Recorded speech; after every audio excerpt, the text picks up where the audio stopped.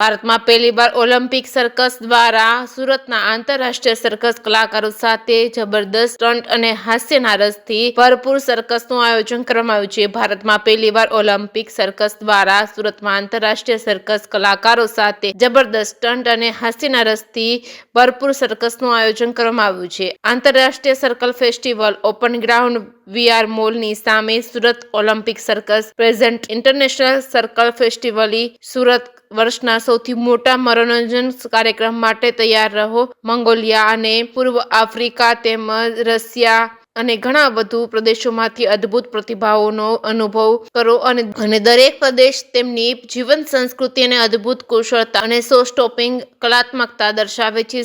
શ્રેષ્ઠ આંતરરાષ્ટ્રીય સર્કસનું અન્વેષણ કરવા માટે મુલાકાત લેવી જોઈએ. જે.કે. સિંહ ગુજરાતી સાથે સુનિલ ગંજાવાલા, સુરત. મારું નામ ધીરેન શાહ છે.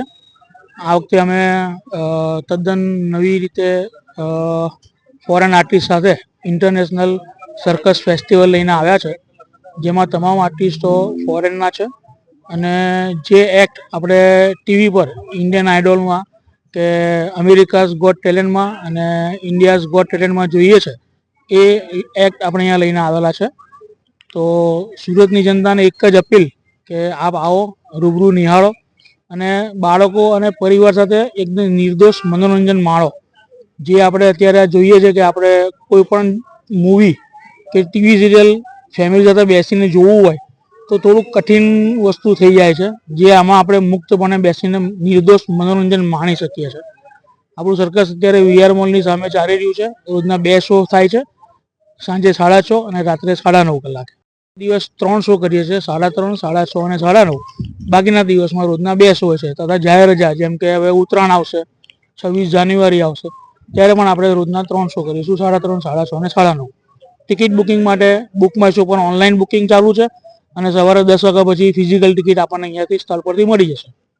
સર્કસની અંદર એવું તો શું છે કે પબ્લિકના આકર્ષણ માટે આવી શકે? સર્કસ માટે એવું છે કે તમે હવે છેલ્લા મેં 2 વર્ષથી સર્કસ ફરી પાછા સુરતમાં ચાલુ કર્યા છે. છેલ્લા 10 વર્ષથી સુરતમાં સર્કસ બંધ હતા.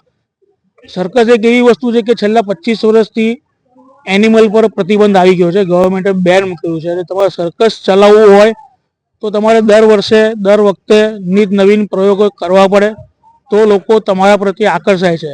ગઈ વખતે આપણે સર્કસ લાવેલામાં આપણે ઇન્ડિયન આર્ટિસ્ટ લઈને આવેલા, આ વખતે આપણે ફોરેનના આર્ટિસ્ટ લઈને આવ્યા છે. એટલે આવી રીતે નિત નવા અખતરાઓ તમે કરો તો પબ્લિક તમને રિસ્પોન્સ આપે.